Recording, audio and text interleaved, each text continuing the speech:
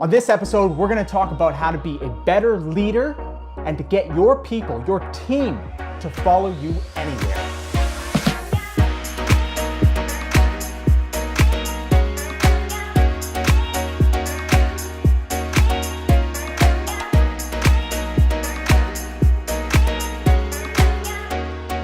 Hey everyone, welcome to another episode of the Steele Entrepreneur Show. This is episode 28.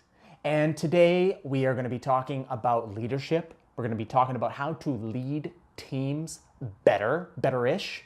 And we're going to talk about how to get people to follow you, how to get people to commit to whatever it is that you want to accomplish, whatever it is that you've set out as your goal, how to rope people in and get them to follow you, to step to the beat of your drum, essentially. And we're gonna just go over some tactics, some stuff that's worked for me, some stuff that I'm trying out, some stuff that I have recently learned reading this book that I have with me, The Alliance. It's a fantastic book. So let's give you a little context. My team and I have set some pretty freaking lofty goals this year. Big goals. And I've realized as we grow that the only way that we're going to be able to get to these goals, that we're going to be able to work in unison, is if we commit to each other. If we align on something that we can both agree on, something that I can do for them and something that they can do for me, essentially, and make kind of like a bond, like a contract on that.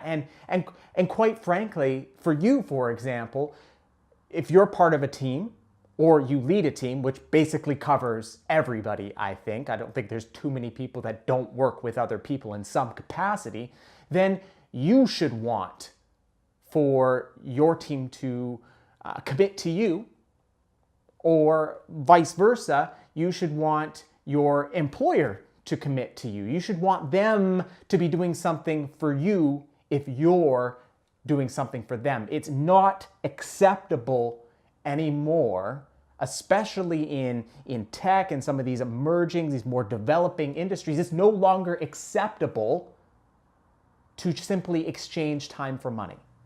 That just isn't good enough anymore, and your people will not stand for it in the future. So we have to change. We have to change soon. So how can you get people to march to the beat of your drum? How can you get people to commit to you? And in return, what does it look like to commit to them? First, you should know that it's not a necessity. I mean, I've been doing this for 7 years now, and I'm only really now thinking about, or not thinking about, committing to doing this, to speaking to my team and seeing what it is that I can do for them. I've tried before, but I fell short every single time. I wasn't consistent, et cetera, et cetera. And yet we are here. We are building a very big company, and we continue to grow year over year. So it's not something, just to be straight up honest with you, it's not something that is an absolute necessity, okay? I think some teams like ours just kind of fall into it. We just fall into this sort of alignment, into this commitment, this time for money, I think very uniquely in our team, because we are a remote team, which means we're located all over the world, we have kind of aligned in a lifestyle.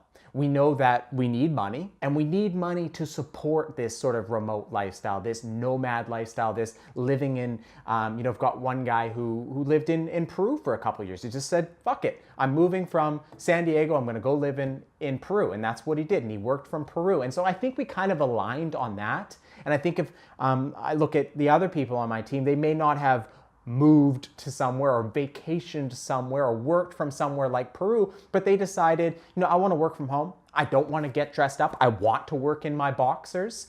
I want to get up when I want to get up. And we aligned on that. We aligned on that lifestyle, and we kind of exchanged. We exchanged time. So they exchanged their time for that lifestyle, essentially. And we agreed on that because I too enjoy that lifestyle. The second thing you should do, or you should want to do, if you're ready to commit to your team members and if they're ready to commit to you, is they have to commit to something. And it has to be, or it should be, or you should want it to be something more than just a person.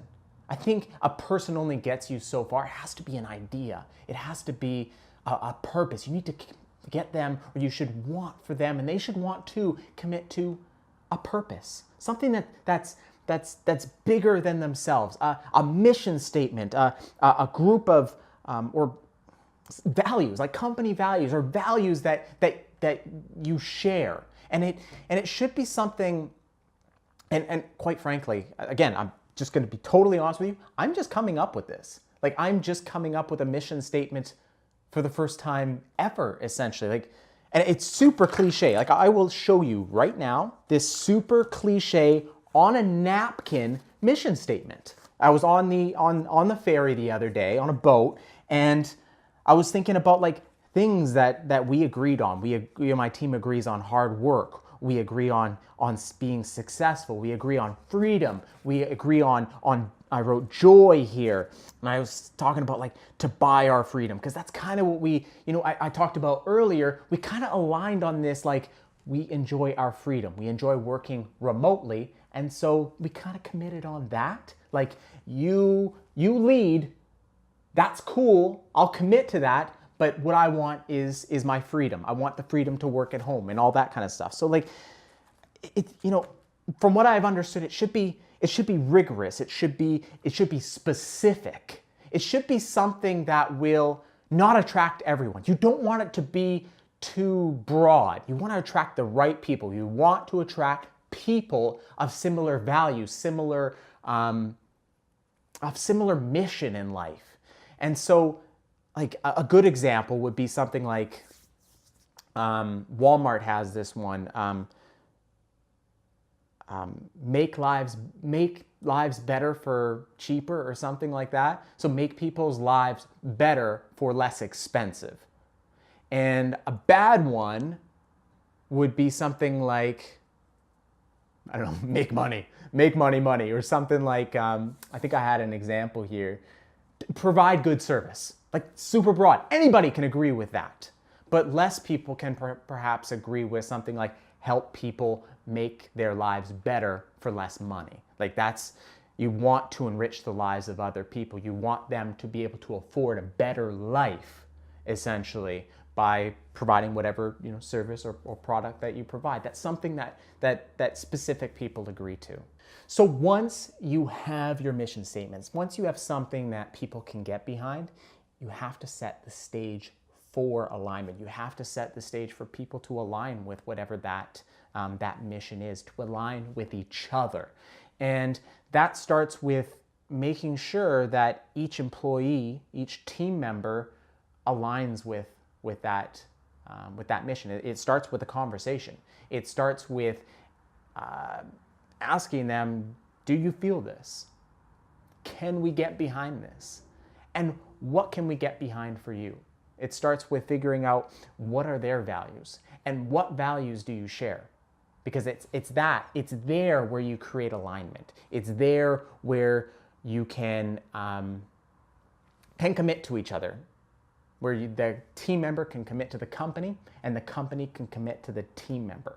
So you need to find those little areas just as a place to kind of start the conversation between yourself and the employee, or even better, between yourself and the potential hiree, the person that you're hiring. It's always better to do it at the time of hiring, because you don't want to invest in somebody who isn't going to invest in you. You don't want to invest in somebody who doesn't share the same values as you, or values of the company, or shares the same goal for the company, right? So it's always best to do it at hiring. And in order for them to open up, in order for them to feel comfortable enough to share their values with you, and some people they're just going to dump it on you, right? But others are going to be a little bit more guarded about it. Others are going to be a little bit more vague on it, right?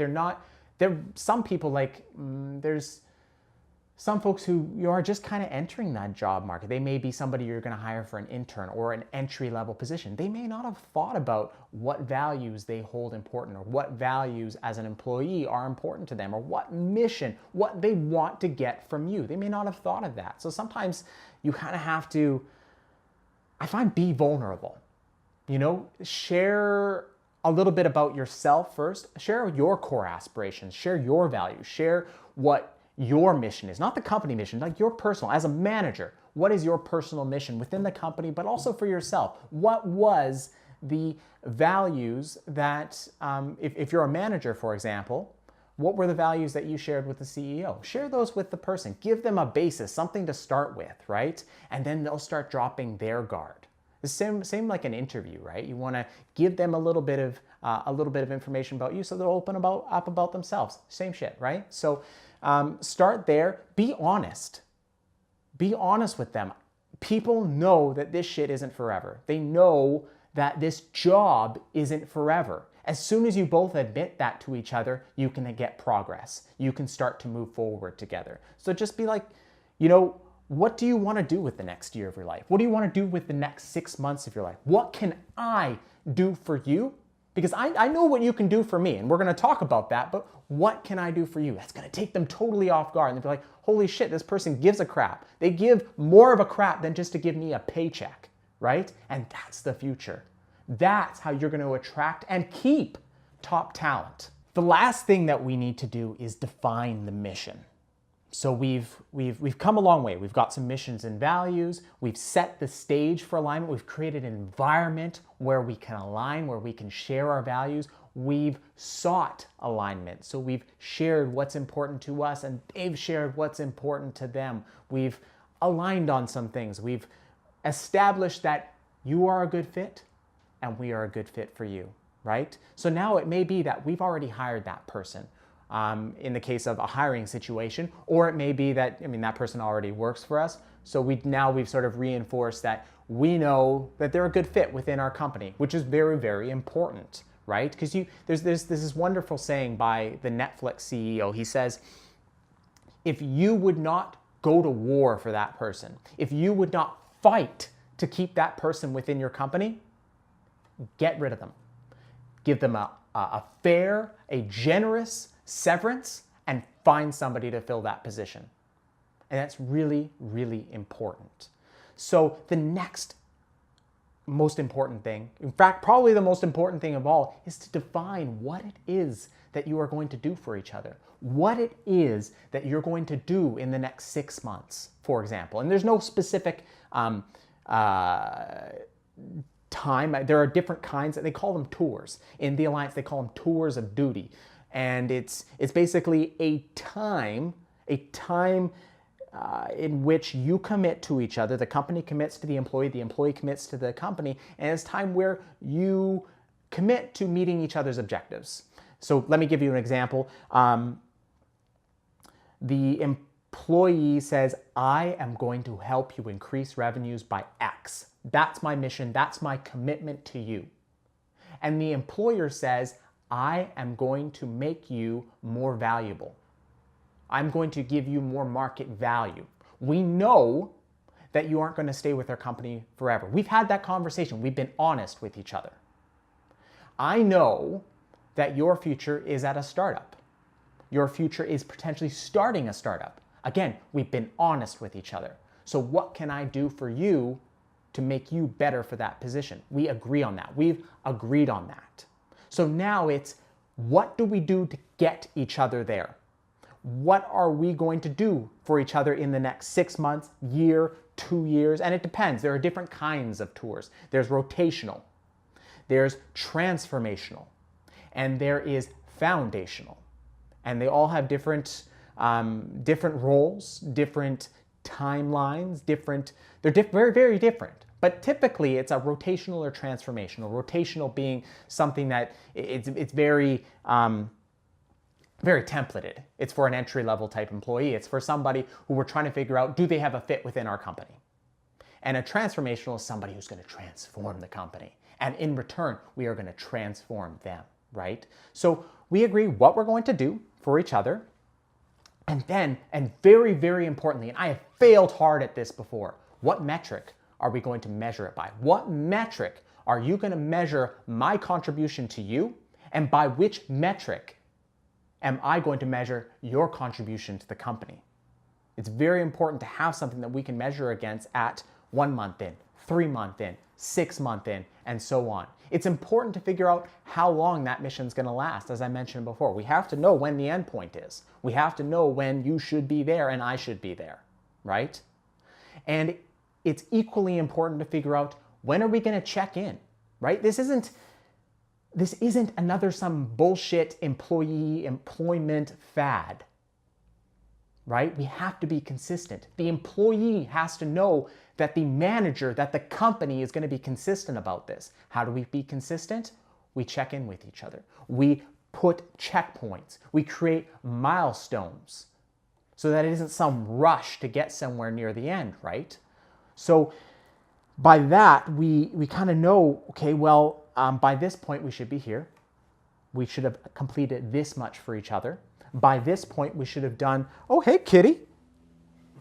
This is Rosie. This is my little kitty. She came to join us on the show, but she doesn't know much about entrepreneurship, so she's going to leave. Goodbye, kitty.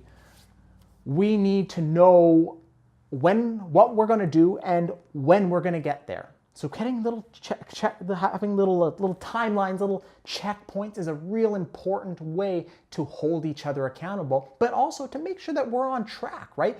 This isn't some way we're trying to catch people doing wrong or something like that. We're trying to help each other, right? This is a mutual agreement. This works when we work together.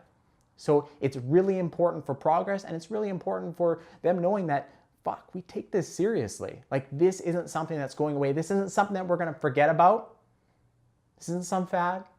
This is a staple of our agreement. So that's how you get people to follow you. That's how you get your team to commit to your dreams. And that's how you commit to their dreams. That's how you hold on to important people, right? This is the future. If you want to have top talent, you want to have that top talent stick around, you need to give them more than just a paycheck. You need to invest in their future, even if, very importantly, even if that future is not with you. Thank you very much for your attention. Thank you very much for your time. I hope this has been helpful. As I mentioned, it's something that I am playing with. It's something that I'm about to roll out at my company. And I hope that during such, I can continue to bring tips and tricks, things that failed for me, things that worked for me, and I'll continue to keep you guys updated. If you got value from this, leave a comment, like, subscribe, leave a review on iTunes as we do a podcast, as we take this the voice track, the audio track from this, and we create a podcast. It all makes us feel happy. It all validates the time that we spend making this show. So thank you again. I'm Adam Steele. Have a wonderful week.